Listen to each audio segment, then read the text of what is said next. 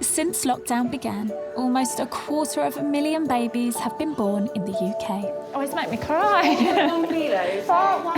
I've come to Bradford to spend a week on the front line of a maternity unit, finding out how the pandemic has hit pregnancy and birth.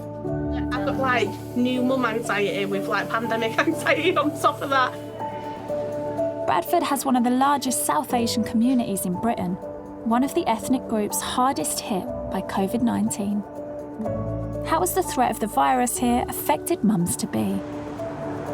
I'm really nervous about going into hospital. I'm struggling to sleep, struggling to eat. In a city with one of the highest rates of COVID infection in the UK, what is the new normal for babies born in 2020? I brought you through the pandemic. You're special.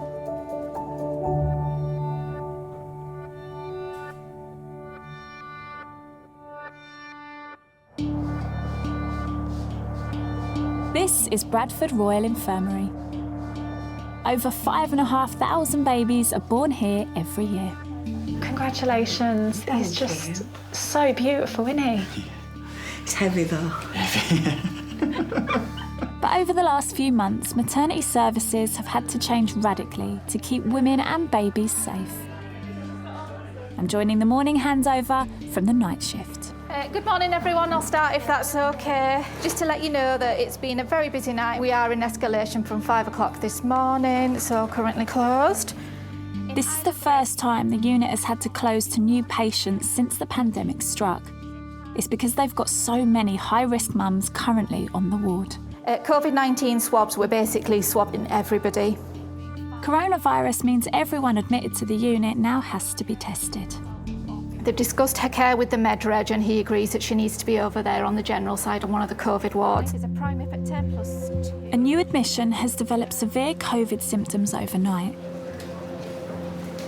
The patient's not in labour yet, but is so unwell that she's been moved to the main COVID respiratory ward. You all right, Jen? Yeah. How's that? Oh, it's a bit emotional. Emotional? Yeah, just, She doesn't speak any English. Yeah, she doesn't speak any English. She's poorly. She's on her own. It's sad, isn't it? Where's that lady from? So this lady's from Poland originally, but she lives in Bradford with her sister. She'd walked from the car park in and was really struggling to breathe. She said she felt like she had a weight on her chest. We know that COVID affects your lungs, so she was really frightened, and that was for her the main concern, which brought her in. All right, Jen. So what are you doing now? You finished? No, I'm back tonight. Yeah, I'll go home, cup of biscuit brew, bit of toast, eye mask, sleep. I'll be back. Biscuit brew. Yeah. Jen, thank you. You're a No star. problem. A few weeks ago, we were maybe getting 1 or 2 every other couple of days. We're now sort of getting round about 2 to 3 positive results coming back on a daily basis. Once we find that somebody is positive, they are then being cared for in the designated COVID zones. All wards in the maternity unit have been divided into red zones and green zones. Red means COVID infected, green means clean. So there's a lady that's just given birth. She's tested COVID positive.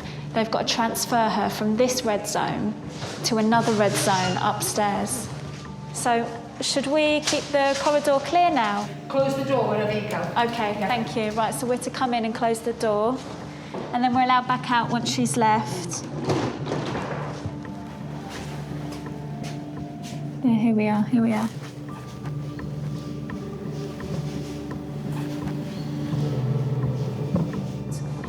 Thank you ever so much. We can come out. But yeah, can you imagine, you've just given birth. You've tested positive for a deadly virus. And you've now got to isolate. Isolation times in the hospital vary depending on the patient's condition.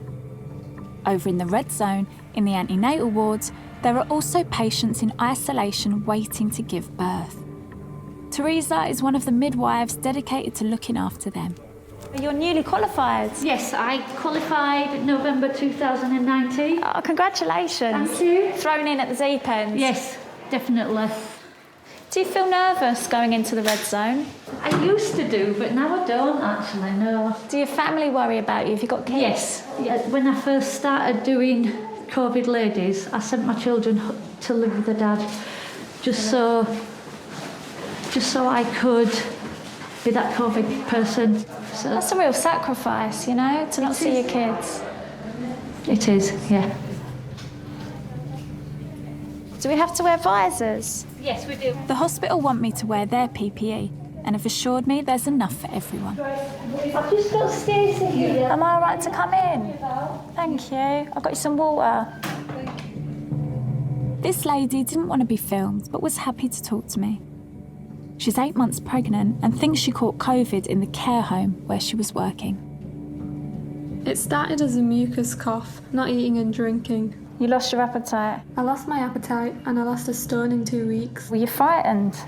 I were a bit frightened, yeah. God, your heart breaks for her, doesn't it? Because she's just Yes. so Some alone. people are in there for 2 or 3 weeks. So can you imagine being in 2 or 3 weeks in one room by yourself with no visitors? She got quite emotional as well, you know. She was saying she's desperate to go home and see the kids and see her man, and I think it's the uncertainty that's making her feel a bit wobbly, you know. She just doesn't know how this is all going to play out. The concern, I think, for the professionals is she's spent time with the kids and her husband, so have they got it? A recent UK study found that the risks for pregnant women who test positive for COVID are no greater than other women. But the ones who get most sick tend to be in the last 3 months of their pregnancy. Naturally, mothers at the advanced stages of pregnancy, because of the mechanical impact of the growing fetus, will become breathless because you have a growing size of your tummy. You then add COVID-19, which affects the respiratory system, affects the lungs. That's a lethal combination, but we've not seen, fortunately, we've seen a lot of patients who have turned COVID positive while they were pregnant or in the later phases of their pregnancy. But luckily, we've not come across patients who have needed to come to our unit to have ventilatory support. We know if you're from a BAME background, you are more likely to be disproportionately impacted. Why? We've seen a lot of patients from the BAME community, particularly the South Asian community from Pakistan, getting COVID. And in my opinion, there are 3 or 4 determinants there. So your pre-existing illnesses like diabetes or kidney disease plays an important role. It's a risk factor. High body mass index or body weight, your age, and I think there's another factor in Bradford which we don't account for is the generations of people who live in the same house. Intergenerational households. Yes. In Bradford, a third of the Health Trust workforce come from an ethnic minority. The statistics show that you're more vulnerable if you're on the front line, if you're administering healthcare, but we also know that if you're from a BAME background, you're more vulnerable. How does that make you feel personally? Very scared, to be quite honest. Very, very scared, very, very frightened. You know, it did cross my mind that, is it going to get me? You know, I'm more at risk than my colleagues. But so far, with the guidance, the PPE and the encouragement of my colleagues, well, we're getting through. Do your family worry about you being here? Yes, they do. I have an elderly mum. She's very, very high risk, and she does worry because she has mentioned in the past, well, what if you just don't come home one day? And that is the reality of it, really, that there could, you know, it could be a day where it does get us and you don't go home. What do you say to her when she asks you that? It's my job. I can't let my team down. It's something I have to do. I'm key worker. This is what I trained to do, and this is where I belong. There have been over 250 deaths from COVID-19 in Bradford, and with one of the highest infection rates in the UK right now, the city is on edge. A quarter of the population is from a South Asian background, and pregnant women of Asian heritage are 4 times more likely to be hospitalised with COVID than white women. Gulshan and her husband Zira have been self-isolating at home for the last 3 months. I mean, what's the general feel, Gulshan? Because in Bradford there are so many BAME households. Yeah, there Are are. people nervous? I think, yeah, like obviously we live in this street and I think most of them are, you know, the BAME community, and a lot of them have just been inside. It's been like this, like for the past 3 months. Eerily quiet, isn't It's it? been really quiet Because like I'm this. told, like, we're off Leeds Road. Yeah. Apparently it's manic. It is manic Usually, on that road. it's Usually with all the non-stop. restaurants and everything, it's so busy, but this street is, no joke, it's been as quiet as this. Like even my grandparents, normally they cook the food on Eid and we do everything together. And my grandma and granddad literally haven't got out of the house. I drove past my granddad's house once and he was sat in the garden with a mask on his face. Gulshan, describe what it's like being pregnant in the middle of a pandemic. What's been difficult? It's been really scary, to be honest. Obviously, now that it's coming up to giving birth, I'm really nervous about going into hospital. I'm struggling to sleep, struggling to eat. Like my husband even said to me, let's go out, let's go out to the park, you know, let's get out, let's get some fresh air. And he says it to me all the time, let's get out. And I'm just like, I'm really scared. I don't want to catch anything. And I don't want, obviously, Amelia to catch anything. Oh, I'd love to give you a cuddle. I'll come back when this is all over. Pregnant women in the community are being urged to stay in touch with their midwives. And in Bradford, most appointments are still happening face-to-face. Noor is due in a couple of weeks. Hello, Noor. How are you? I'm good, thank you. How are you? I'm good, darling. I'll follow you. I'll stay behind. It's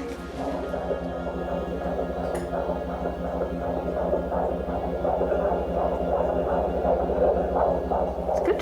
Yeah. Trying to get up after I've been on my back. I imagine being pregnant is daunting at the best of times, and then COVID becomes an enormous part of our lives. Yeah, it's bigger than us. Scary having the unknown when you want to give birth. So with COVID, it's even more now, and I feel like there are times where I could have celebrated or been happy during my pregnancy, but COVID took it away. Where are your family? Do you have a support network around? So I was living in London. I grew up my whole life there. I met my husband and then we got married a year later and we moved to Bradford. When was the last time you saw your mum? So during the COVID, I was socially distancing even before the lockdown happened. So I hadn't seen her for over 2 or 3 months. But I FaceTime her every single day, maybe 2 or 3 times, just to see how she's doing. She sees how I'm doing, show her my bump. Has it dropped? Is it still in the same place? In an ideal world, what kind of labour would you like? What kind of birth would you like? One where the bird just comes and drops her by the door. Yeah, that sounds ideal, doesn't it? No sweating, no huffing and puffing. No, I hear ya. As I talk to families, I realise that one of their biggest fears is being separated at the hospital. Only one symptom-free birth partner is allowed on the ward, and they can only come in once the mum is in active labour. Joe's just dropped off his wife, Beth. She's expecting twins, and so she's classed as high risk. She's going to be induced today. Joe, how are you feeling? Nervous, very nervous. A bit miffed as well, but rules are rules. It's not the best that you have to let her go in and tackle it on her own to start with. Of course, you want to be there. Yeah, absolutely. That's totally understandable. More for her than me. I mean, she's been terrified of getting it, and I'm an extension of her when I go out, when I've been out working. So I've been terrified myself of coming home and giving her it. She had the baby shower. She's missed out on a lot. Missed out on loads. As have you, Joe. Yeah. From my point of view, you just feel useless. You know, you can't. All you can do is reassure her. Everything will be all right. Don't worry. For many, COVID has changed what should be a joyful experience into a deeply stressful one. On the labour ward, there's an emergency. A woman has been rushed into theatre. There's going to be an emergency caesarean section. Yep. It's for failure to progress in labour. Failure to progress in labour. Yeah. And they're in no immediate danger, but you feel like you've got to intervene. Yeah. I've witnessed C-sections before and there was none of this. Yeah. And this is all precautionary. Yeah, so this is all new to what we were doing before COVID to protect ourselves, just in case. Because she's tested negative. She has. But the tests aren't 100%. Exactly. COVID tests can miss up to 1 in 5 infected patients. So because blood and other fluids are exposed in surgery, the team have to wear high-level PPE. So now you're ready to go through these doors? Okay. One door, the double door down there. Yeah, someone will see you for the white doors go through. Thank you. Okay. Thanks for your help.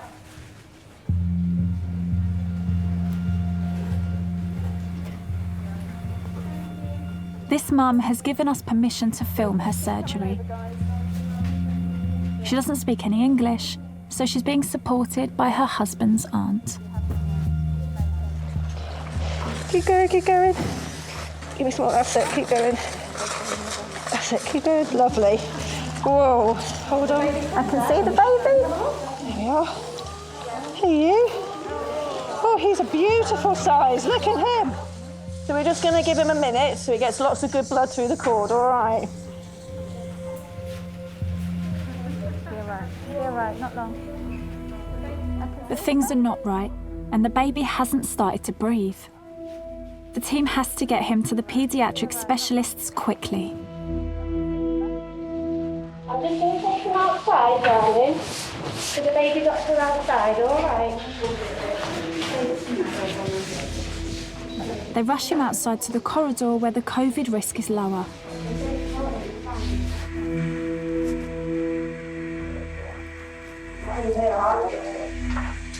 I can't hear a heartbeat. Can you have help? Yes, can I have help, please?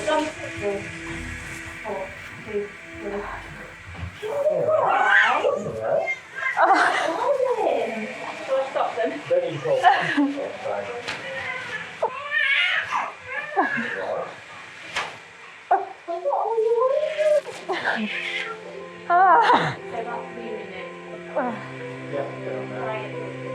Oh my gosh.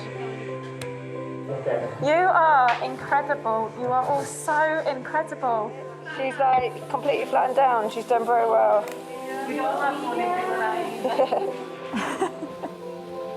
Congratulations, he is so beautiful. He really is. So we'll put him on. So handsome.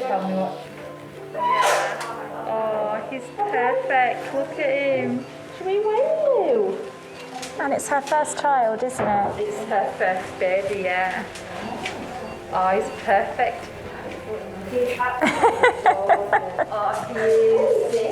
Despite the fact you're having to wear PPE and you can't hear and you feel restricted and there's much more movement and things have radically changed, the way that you guys react is just, I'm in awe. We've got better as time's gone on, but it's a learning process, isn't it? isn't I know it? exactly what to do, but the first couple of weeks was quite scary. It's all new, isn't it? I think this is us for the time being, isn't it? This is the new way of living and working. Thank you so much. Thank you so much for having us. I'm so appreciative. I really am grateful.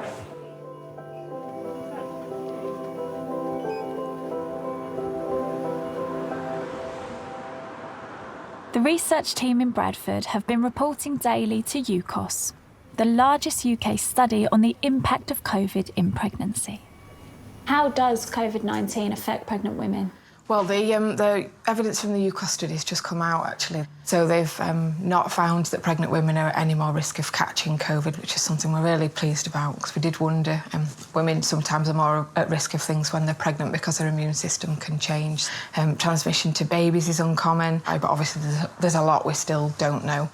Jen, how many pregnant women who tested positive for COVID have died? The UCOS report had mentioned that there were 5 where COVID was involved, so we don't know if that was the direct cause or not. And there have been over 1,000 women in that study so far with COVID, and the vast majority of them have been absolutely fine.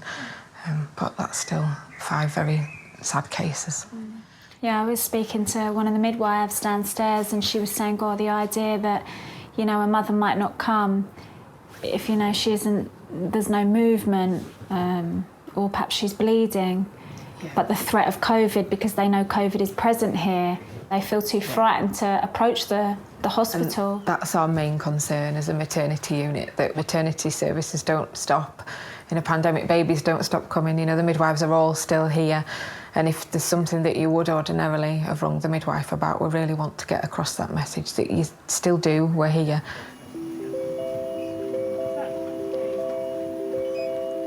On the neonatal intensive care unit, there's a young mum who was faced with exactly that situation.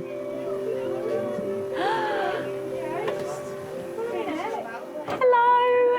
Is it Katie? Lee? How are you? Am I all right to just lean here? Yeah. Great. Thank you. It's the most beautiful thing I've ever seen. So this is baby Jacob. And remind me how much he weighs?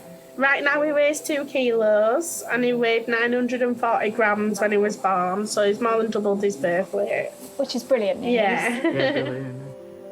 Katie was 6 months pregnant in mid-April and had been isolating at home when she felt unwell. I wasn't sure about going to my scan because of coronavirus. I hadn't decided because I wouldn't want to do anything that was going to jeopardise Jacob by not going. But in my mind, I thought it might be safer to stay at home because of the virus. But despite her fears, Katie did attend her scan and discovered she had preeclampsia, a very serious condition that can be fatal for both mum and baby. Katie was rushed in for an emergency caesarean, and Jacob was born at 3 months premature. Hey, got your eyes open, baby. Katie and Lee spent every day in the hospital with their son until they started developing symptoms of COVID. We both started feeling a bit unwell, and then Katie's temperature just skyrocketed. She got into bed and she was just like an oven, but she was like, I'm just so cold, I'm just really cold, will you put another blanket on me? Spent that night wide awake, just freezing, and I was like, I think I've got coronavirus. I texted my mum saying, as if you haven't been through enough, you know what I mean? No, yeah. So, and I literally, I prayed. I was like, I don't even know, I'm all right. I don't even know what else. Oh, sorry. All right.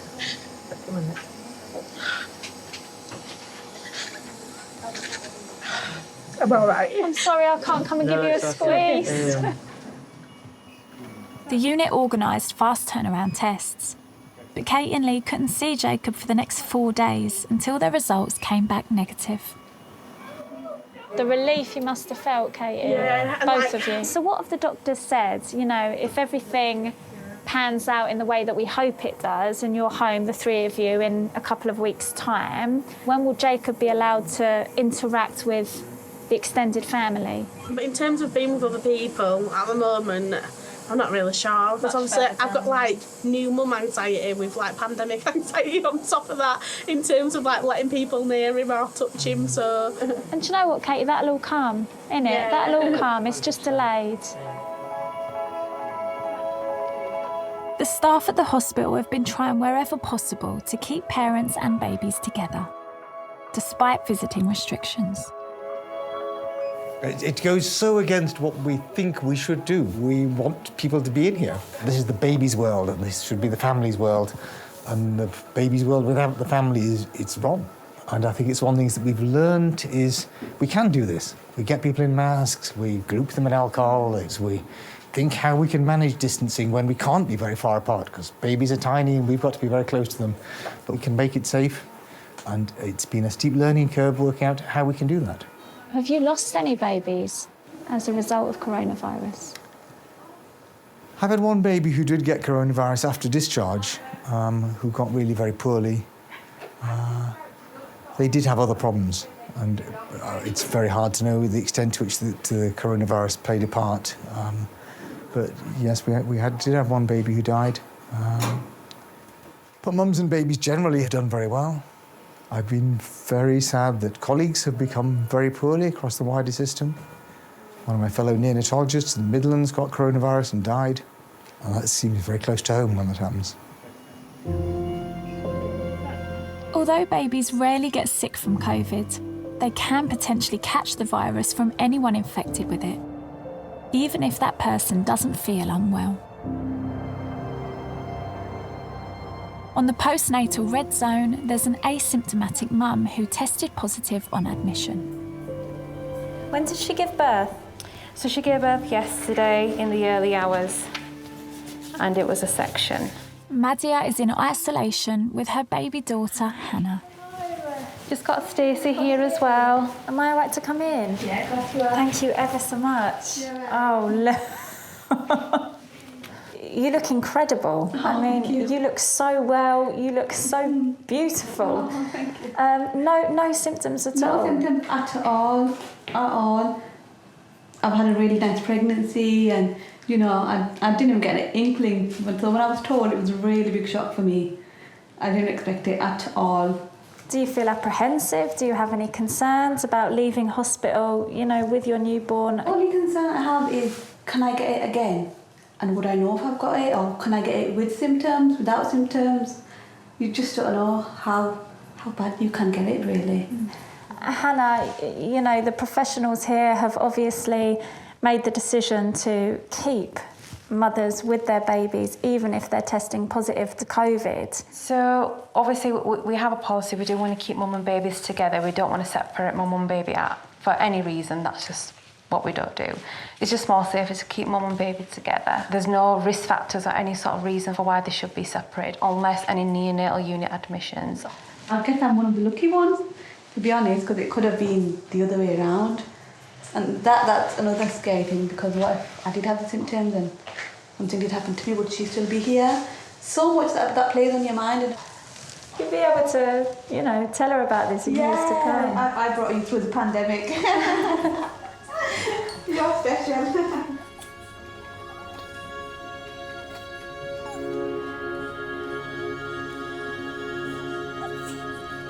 You speak to the midwives, they say, as a working environment, this feels radically different. But my understanding is this is here to stay, certainly for the foreseeable future. If you're going to give birth, it's going to feel and look like this. To begin with, we were thinking about what life post-COVID was going to look like. And then we've soon realised that this isn't life post-COVID, it's going to be life with COVID. I think it's really opened the eyes of many healthcare professionals at that social distancing, the fact that you haven't got people coming to the hospital unnecessarily. It's all about minimising the risk of infection. That should be the norm for us from now on.